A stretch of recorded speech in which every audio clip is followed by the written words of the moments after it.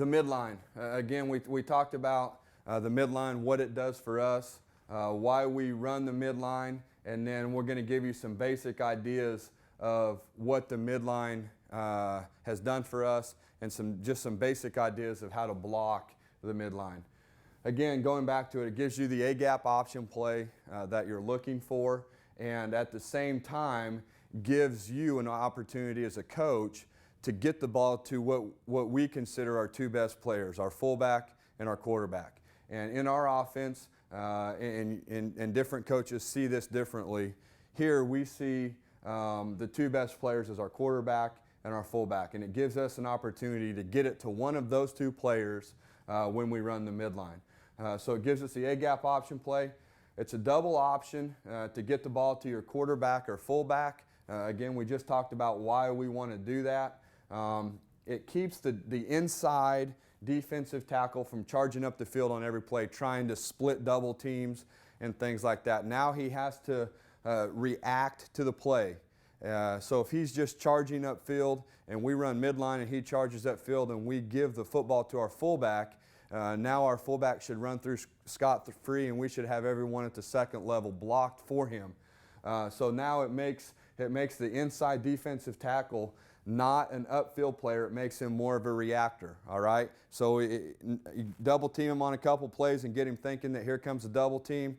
Now he has to react, get down to tackle the dive when the play side guard inside veer releases him. So it makes the inside guy a reactor instead of just a hard charger.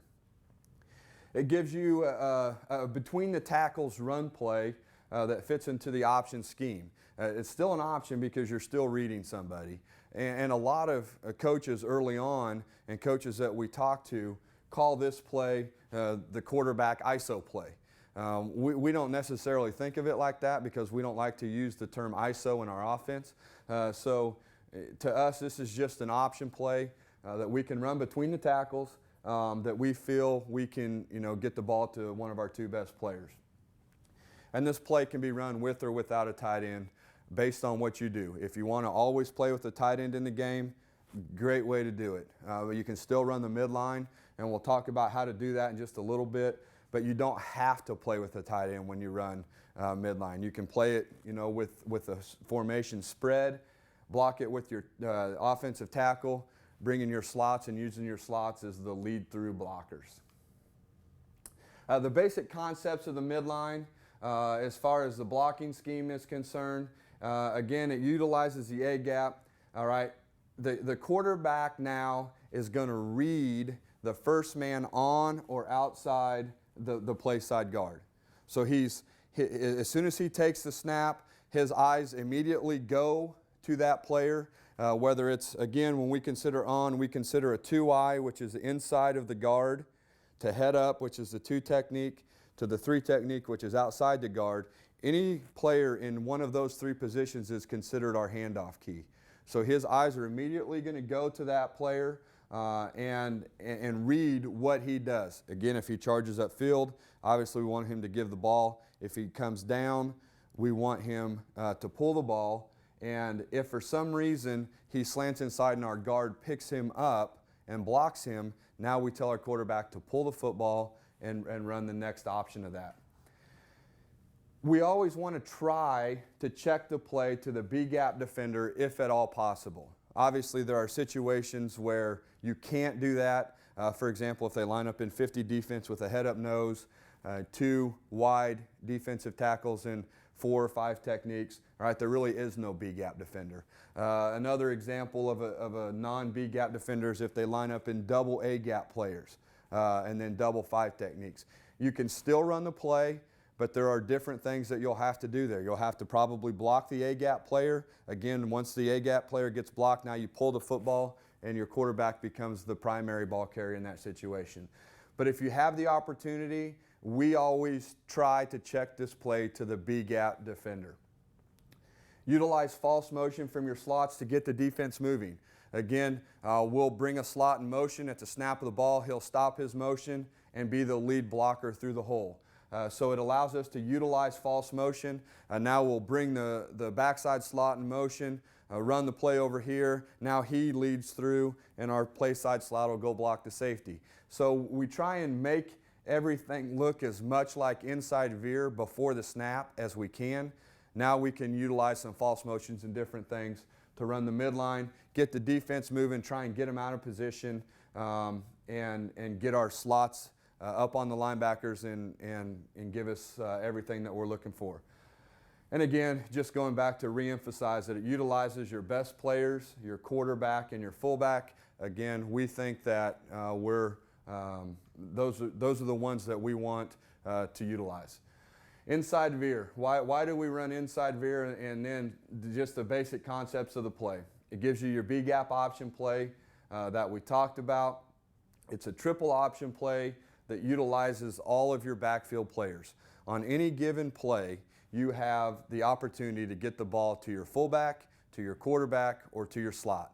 And really based on what the defense does, and obviously that's the beauty of this offense, based on what the defense does, anybody can carry the ball on any play for a big yardage or a touchdown. And we again, going back to it, inside veer is our bread and butter play. It is the play that we call probably 50% of the time.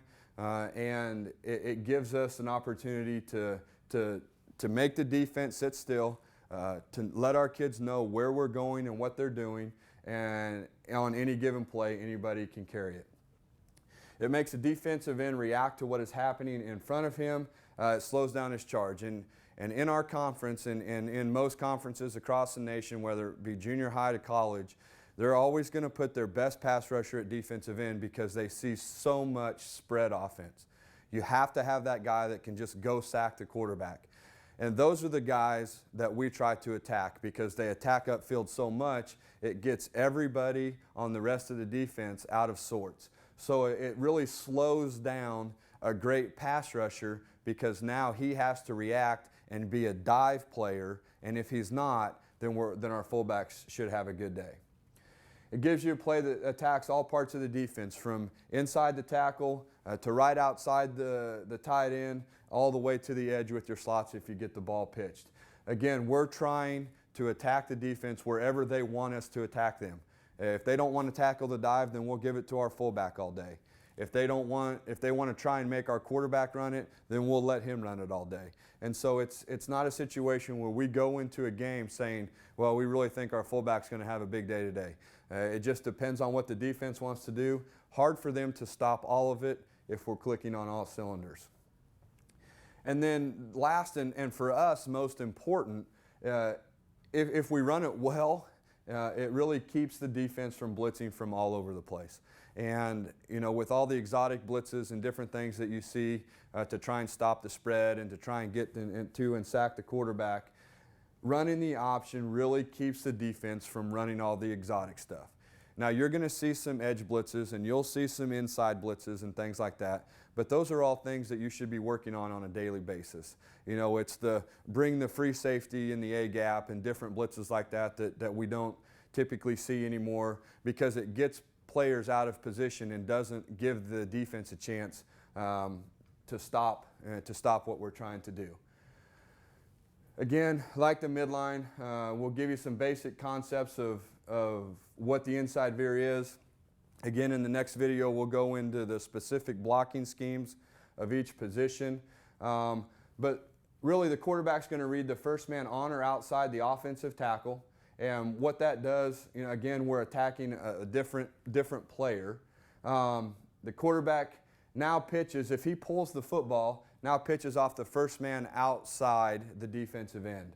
And that's really how we teach it. You're going to read the defensive end, you're going to pitch off the first man that shows, whether it's a scrape linebacker, whether it's an outside linebacker in a 4-4 defense, a stand-up defensive end in some type of 50 defense. That's going to be your pitch key.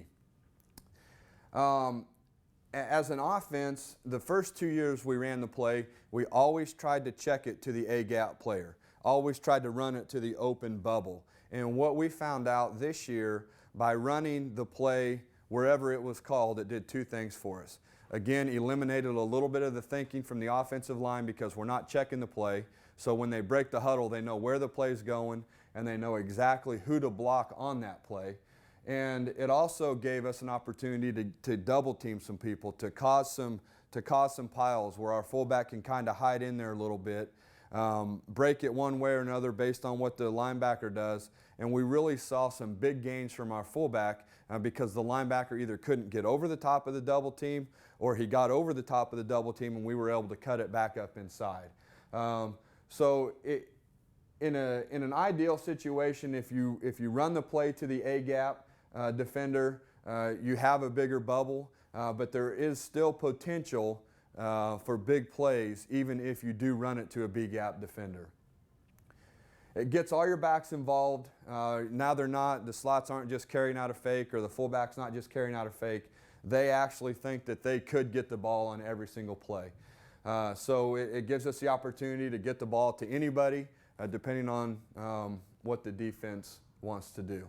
Okay, so from inside veer to midline, we've have our A gap and our B gap option plays. Now to the outside veer, which is a play that we added after our first year. And with my brother being the offensive coordinator, we've gone back and forth, and we do that every now and then about the pros and cons of running this play. I came from a split back veer offense, so running the outside veer in my college days was something that was just part of what we did. With the fullback directly behind the quarterback, it makes it a little bit of a tough angle, but after we worked out some of the details and some of the kinks, we feel that it's really been a beneficial play for us. Again, the outside veer gives you that C-gap option play for teams that like to play, the C-gap defender. Teams that'll reduce down in a 4-man front, or 50 defense teams that really you now can attack that. It's a triple option play, again, that utilizes all your backfield players. Everybody's involved. Only your play side slot's now a blocker. So your quarterback, your fullback, or your backside slot that's going in motion could be a ball carrier on any given play. What we have found out with that is that this is probably one of the hardest plays to defend, just because of the players that we're attacking. You can teach your inside, as a defensive coach, you can teach your inside tackle to come down on the midline, and you can teach your defensive end to come down on the dive on the inside veer. But it's really hard for you to teach that stand-up defensive end or that outside linebacker type player to come down and tackle the dive. And we really have had a lot of success giving the football to our fullback on this play. Number 3, it makes the outside linebacker react and do something he doesn't normally do, which is what I was trying to get at. He now has to tackle the dive instead of be a quarterback player every single time. And then it gives you a great play against 50 front teams.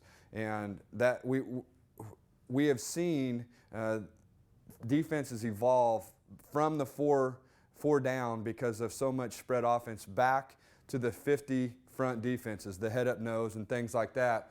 And we really felt that adding this play for 50 front defenses gave us a huge advantage to be able to attack a player that doesn't normally have to tackle the dive and things like that. Again, just some basic concepts. The quarterback now reads the first man on or outside the tight end, which is usually an outside linebacker or a stand-up defensive end of some kind. And now he pitches off the first man that shows outside of his handoff key. As we'll talk about later, we call that a mush situation, where he can really, once he makes a read, if the defensive end or the outside linebacker comes down and tackles the dive, now he can get out of the mesh and really accelerate to the edge, knowing that the next person that shows he can pitch off of because we have everybody else blocked. Against 50 defenses, it utilizes a double team from the tight end and tackle. And the reason that I put that in there is I really think that, going back to the extreme pass rusher, the guy that can really get off the ball and do things, he's usually not your more heavy-legged type player. He's a skill player is what we consider those guys. And anytime that you feel that you can get 250 and 220 pound tight end, hip to hip, shoulder to shoulder, double team in a skill type player, you really feel that you can get some movement and really gain an advantage in that gap. So we like to utilize that. And you'll even see in film a little later that we'll trade our tight end to those guys and give ourselves a situation where we can do some of those things. There's no need to check it against a 50 defense. It's good to either side as long as you have to run it to the tight end. You can't run it to an open end with no tight end there. It just doesn't work unless your tackle's really good at blocking those DNs. And right now we don't feel that we can do that. And I'm not going to suggest that. Counter option. Why we run the counter option? Again, it gives you a double option play that attacks the edge of the defense. It gives you a counter play versus hard flow defenses, and I mentioned that early on. That's why we do it. Sure, you can run false motions and things like that and get the defensive linebackers and the secondary guys to take a couple steps. But when you run true counter action in the backfield, you can really see that defenses almost overflow. And now you have such good angles on them that you're creating great separation and great opportunities for big plays back away from the counter. It's great against hard flow defenses. So many defensive coaches now, you see them coaching, and it's run to the ball, run to the ball, run to the ball, run to the ball. Well, just by adding counter option to your offensive playbook, now they can't coach that, because now if they run, and you counter them back the other way, there's a chance that they won't have anybody standing out there to tackle you. The other reason to run counter option is it's only one read for your quarterback. The other three plays that we've talked about have at least two reads for your quarterback, with the midline, inside veer, and outside veer. There's only one read. He's going to make a fake in the backfield, he's going to reverse out of it, and he's only looking for his pitch key. That's the only thing that he has to try and find, and then he is responsible for that pitch key. If that pitch key sinks or gets lost in the mess, now he knows where he's at. If that pitch key blitzes off the edge, he is also responsible for him at that point in time. So he needs to be ready to get rid of the football and give himself an opportunity to get soft and really try not to take a big hit. And it's a great play against any defense. We've talked about, midline, try and run it to a 3 technique and inside veer and things like that. This play is a great play against any defensive front, and it's especially good against defenses that really like to run to the football and overreact to fakes. The basic concepts of this is the fullback and the quarterback will fake the inside veer action away from the call, and the play side slot will go in false motion, allowing great blocking angles. Okay, so we're really selling inside veer away from the call. All right, so we're going to bring, if we're going to run the play over here, we're going to bring this slot in motion. We're going to fake it over here, and at the snap of the ball, now he's going to run back out and make the block, and our backside slot now is going to go when the ball is snapped. But it really creates a false action for the defense. The quarterback will pitch off the first man lined up outside the defensive end. So whether we have a tight end in the game or if we run it to the open side, we're always going to try and block the defensive end. So we're always going to try and pitch it off of the next man that shows outside the defensive end. With a tight end in the game, that defensive end may be standing on the line. With no tight end in the game, that guy can be off the ball or he could be anywhere. That's why it's important for the quarterback to recognize where his pitch key is. The play side backer will block, the play side tackle will block the play side linebacker, and the backside guard will pull and log the defensive end. All right, so we're going to pull a guard on this play. He's going to try and get his helmet and his shoulder pad on the outside hip of the defensive end and get him turned to the inside. And now we're trying to get a free shot on the play side backer with our tackle. The quarterback in the slots will attack the edge of the defense. Again, the quarterback, once he realizes where his pitch key is, attack the pitch key, all right? Give the slot an opportunity to get in good pitch relationship, and when the pitch key attacks, let the ball go, and hopefully you have good angles on everybody. So that's the basic concepts of the counter option. Great play against hard flow defenses. The rocket sweep, and this is a play that, if you watch the Georgia Techs and the Navies, this is the play that all double slot option coaches want to know about. How do you run this play successfully? because we have a really good slot and we need to try and get him the ball. And for us, it's a play that's been met with a lot of success. And it gives us a chance to get the ball on the edge. And really the reasons that we're running this is it gives your quarterback a playoff. He's not running any of the option plays. It really gives him a chance to catch his breath if he's run the ball 4 or 5 times in a row, or he's taken a big hit and you think, oh, I may need to give him a play here to get his bearings or to catch his breath a little bit. It gives your quarterback a physical playoff, a physical break. It gives you an opportunity to get the ball in the hands of your slots. And sometimes defenses are going to say, we're not going to let them get the ball pitched on inside veer, outside veer. We're going to take that guy away from them. And this play gives you the opportunity to get the ball in their hands, out in space, with an opportunity to make a big play. It forces the edge of the defense without running an option play. Basically, this play is telling the defense, we're running this thing to the edge no matter what. No matter what defense you're lined up in, we're going to try and get the ball to the edge. And so it does force the edge, and it makes them be a full flow defense. It utilizes an offensive line that can run and block defenders on the second level. We talked about earlier the inferior offensive lineman theory. Again, you know, we all know those guys aren't inferior. They're the best players on our team, and if they're not, we're going to be in trouble. But if you have an offensive line as a junior high coach or a high school coach that can really run to the ball, or really run and get out and block people and get good leverage on people, then this is a great play to run. The basic concepts of the sweep or the toss, the quarterback will reverse out and toss the ball to the motion slot. And we toss that thing way out there. We toss that thing at least to the tackle, if not a little wider.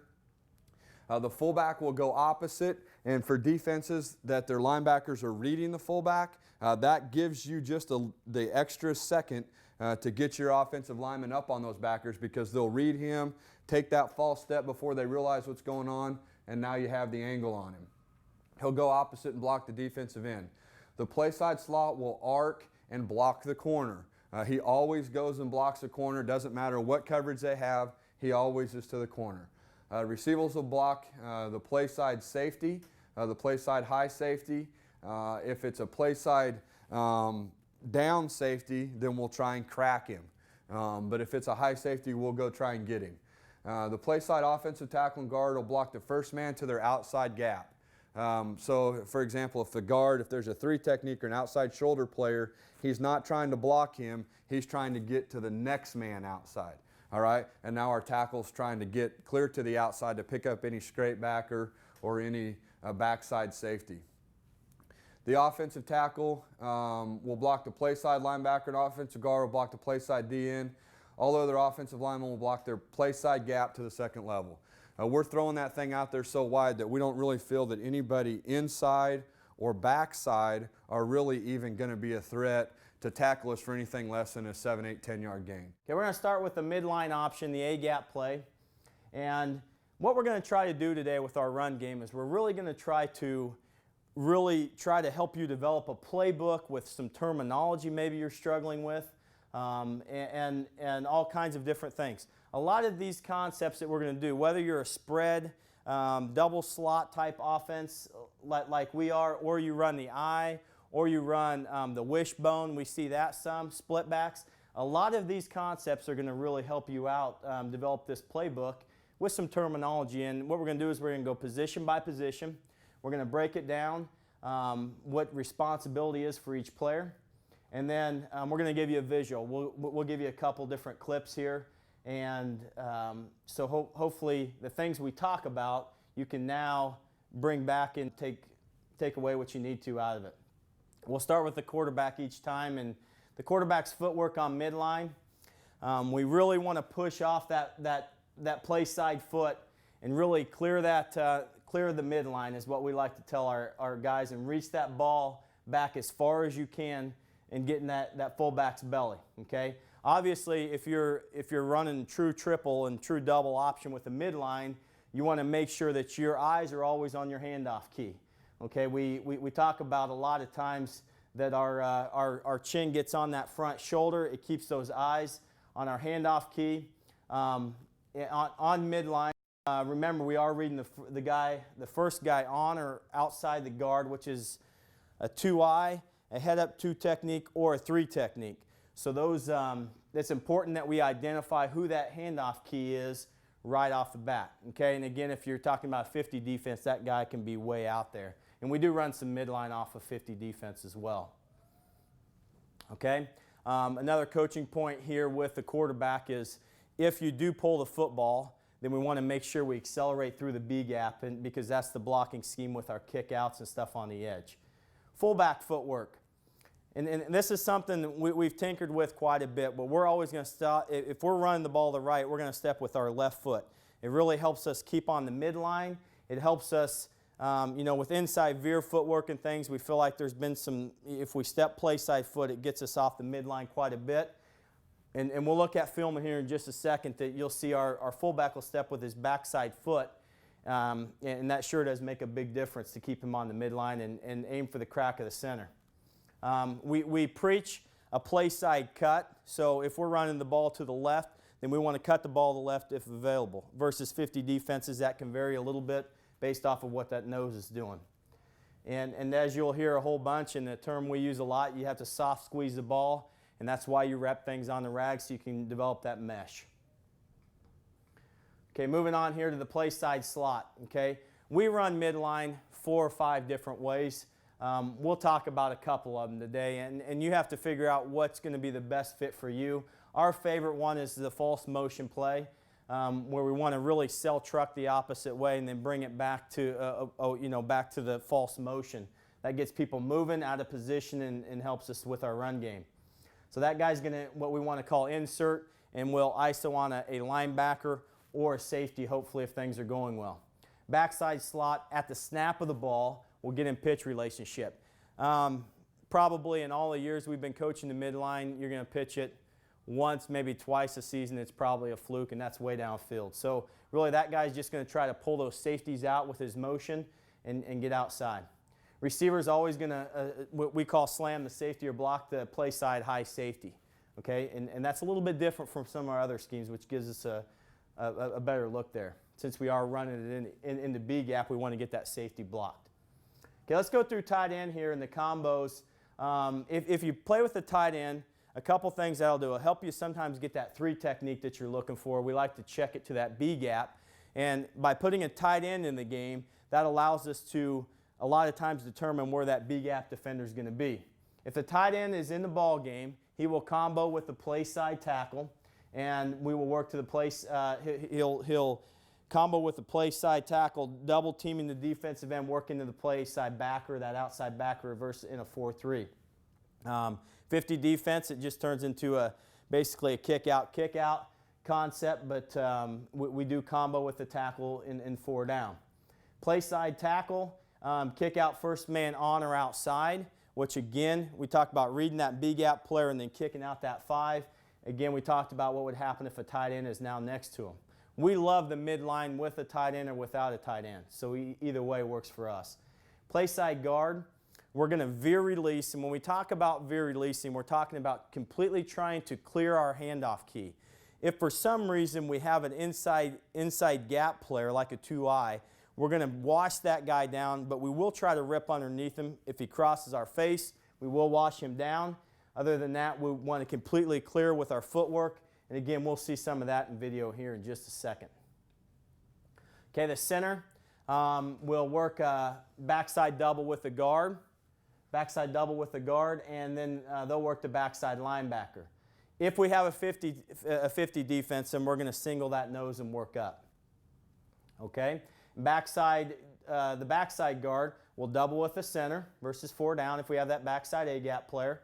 And this is kind of a little different. If we have a B-gap player on the backside, like double B-gap defenders, we will hook him on the backside. And since we are stepping off the midline and working away from the play here with our quarterback's back, we do block the backside defensive end. The terminology we use is the filter block, which is basically locking on that backside defensive end. We basically have 4 or 5 different ways we run midline. Up front for your front 5 or your front 6 if you have a tight end in the ball game. Nothing really changes. It's all about who you're going to insert, which slots you're going to insert. Sometimes you can double insert and do some things. You know, so you have a variety of different ways you can run this. You can really sell midline off your motion and false motion and do things that can really put just a concern on the defense from a standpoint of false motion and things, and now we're going to insert and give us an opportunity to be good. Now, one thing here that we would suggest that when you're running midline is make sure that you check it to a B-gap player. We will always try to run it if you get double A gaps and you have to try to find the loosest one, but we will check midline from day one to a B-gap player. So in this particular case, there's our handoff key. Midline again is a double option play. So you have two guys that can carry the football, and that's going to be your fullback or your quarterback. Okay, normally going to be our best two football players and what we're trying to do with the option. So everything goes through those two guys. Okay, let's start from the outside in. We're running midline to this side. Okay, we'll base stock the corner or slam the safety. Either way, just depends on which midline play that we have called. Okay, and what we're going to do here is I'm going to insert one based off of some false motion, so I'll give you an idea of what we're looking at. And then again, this is without a tight end. So this tackle is going to kick out block and seal this defensive end. What he wants to do is get 45-degree push. As he feels pressure, we'll start working our hips in the hole to seal that guy to the outside. We'll veer release, completely step with your opposite foot, and we want to clear this guy playing with low pads and rip underneath this guy and work the outside leg of the mic when we block this mic linebacker. One thing about this backside block that can get us to this backside linebacker is we're always going to step back and double the backside A-gap player. We want to double. The guard wants to start to overtake as this progresses, get our eyes on that backside backer and seal him outside. We will always protect the B-gap first with the backside tackle, and now he's going to seal off this defensive end if we don't get any backside B-gap blitz. Okay, again here we're working some type of backside rule. Okay, let's look at some type of false motion play. We will sell inside veer to just outside the tackle, inside the guard. So as this guy starts to come in, we want flow potentially out of the secondary, maybe out of the backers. And so we're selling this, get just inside the guard here, and now we're going to insert an ISO on this play side backer, the Sam linebacker in this particular case. Okay, let's talk about footwork here in the backfield. The quarterback's going to push back with his play side foot. He's going to push back and clear the midline. Okay, so he's going to push back off this. We talked about this in our PowerPoint. We're always going to step with our away foot with our fullback, and he's going to aim for the crack of the center. Okay, straight ahead, the midline. That's what we talk about. Easy read here for your quarterback at the 3 technique. He's reading for him to close. If he steps upfield, give it. If he gives it, the fullback will make a play side cut. That's what we're looking for right there. If he comes down, then now we want to accelerate through the mesh and attack the B gap with our quarterback. We talk about it's a double option play. We still will run late pitch path off the snap here, and that guy will get to the edge as fast as possible. Okay, hopefully pulling this safety, thinking some type of inside veer concept, draw the safety down. If we have a call on, we can block the safety here and hopefully keep the corner out wide. Some key blocks here that we have to have a good block here.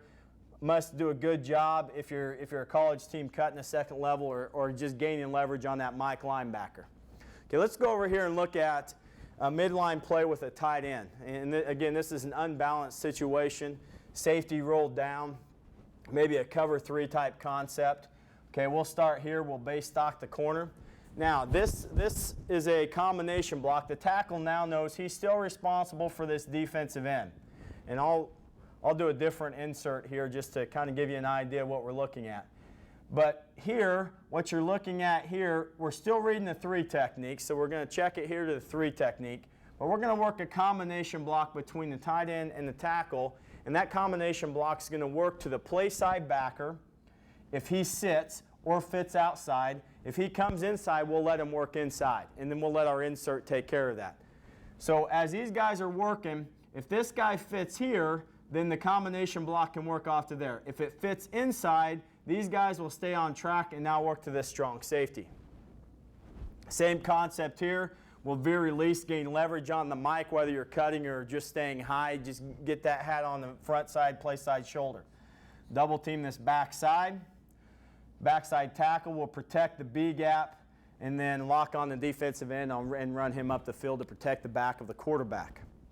Let's look at a different play here where we're going to sell inside veer, which we just looked at a second ago, and now insert here with our backside. So what happens here with our front side slot, he now outside release trying to draw safeties and potentially the backside safety and really sell that inside veer. Clear step from our quarterback, work off the midline. Remember, we're working play side cut if it's a give. If it's a pull, we're now going to be right off the hip of that guy tackling our dive and get it in the B gap as fast as possible. Attack, attack, attack off the mesh. Once you clear the mesh, whether it's inside veer, whether it's midline, outside veer, doesn't make a difference. Make sure that you attack the mesh, or get through the mesh and attack the line of scrimmage out of that. That's a huge coaching point when you're coaching the option, especially midline. Get up in there, be physical, don't take that big shot, run low to the ground. Okay, and this is always a concern with option teams is the midline play and your quarterback being safety. So you're going to have to coach a lot of toughness with that kid and understand this play can be huge for you as far as an A-gap play, reading those B-gap defenders. Really makes it tough for those guys to penetrate those down linemen and it keeps them honest with what they're doing. Let's look at the midline and let's talk about some alignment here to start off with. As you notice here, good balance here between these guys. We talk about in the first video, we talk about these guys being at the top of the numbers if the ball's the middle of the field. And they've adjusted here because the ball's on the hash. So he goes to the bottom, he's working inside the numbers. Probably maybe a little bit too much depth here off these guys. You see here we're getting some type of 4-3 concept on defense. Again, we would call this a 6-1 or solo defense. So these guys are getting a little more depth so they can see those play side linebackers. Okay, as we go through this, I think one of the most important things that we can identify here is identify who our handoff key is on midline. And we're going to run this ball to the right here. So we're going to look here. There's our handoff key on our guard. Okay, first guy on or outside our guard. So this guy becomes a kick out guy. This is a 4-3 linebacker walked on the line of scrimmage. So our insert is responsible for this guy here. So as you see, we're going to go false motion trying to sell inside veer. And then this guy is going to ultimately be responsible. He's the insert guy, which he'll insert to the outside. He'll step backside. We have a little bit a different defense here on the backside, but we're going to work everything back here. It should give us an opportunity to get everything blocked. This guard here should veer release, try to clear, and try to get to this play side linebacker. As you can see here, good footwork here by the play side guard. He's ripping underneath. We teach a lot of cutting because we're able to. Obviously, it's all just about getting leverage. You see this play side defensive end. In theory, we want to kick him out, but if he slants that hard, then you just wash him down. Okay, remember our concept of trying to get 6 yards of play, very important. Great footwork here by our quarterback, stepping back with his play side foot. And you see our what we talked about earlier with our fullback stepping with that off foot, that left foot in this case, right on the midline. Very good here.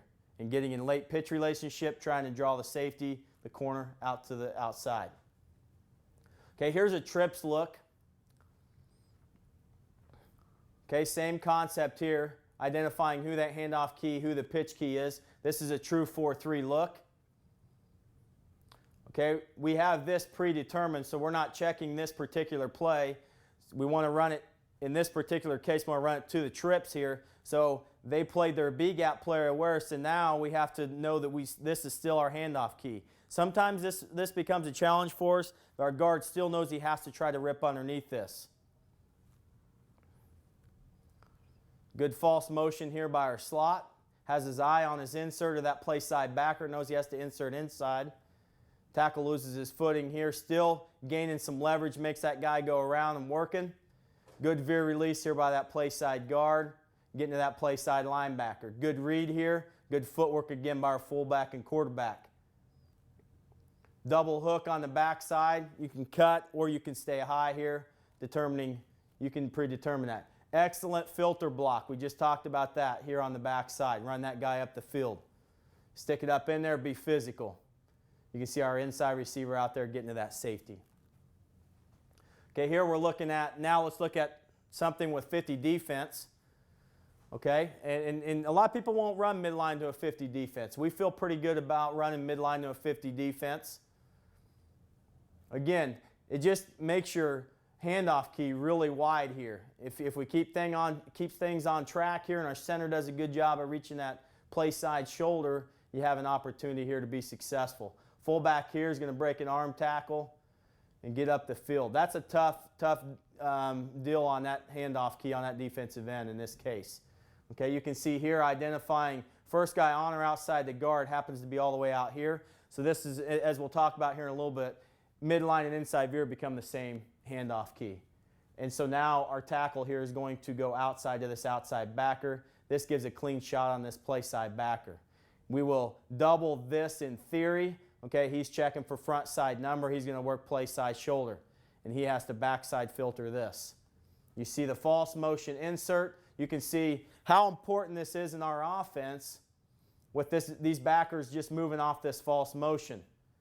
Good job by our slot here avoiding our handoff key to the outside, looking for any type of trash.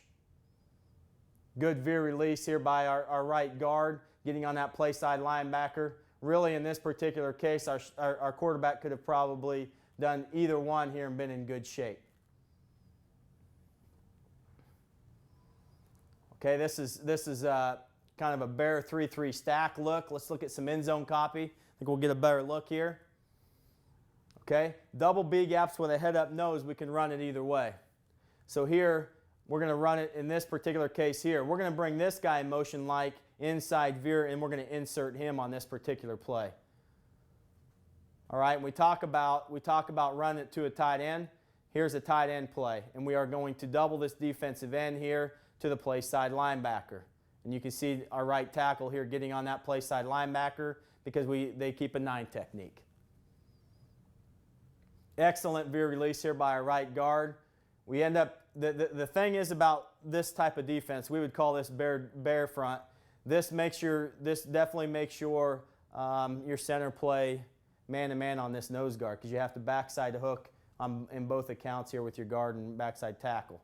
Okay, we have a double insert here with our slot and our play side. You can see we're going to fit up in there with our quarterback. Excellent look here at your quarterback footwork, staying on the midline, and then accelerating through that B gap and getting up in there and being a good physical, tough run.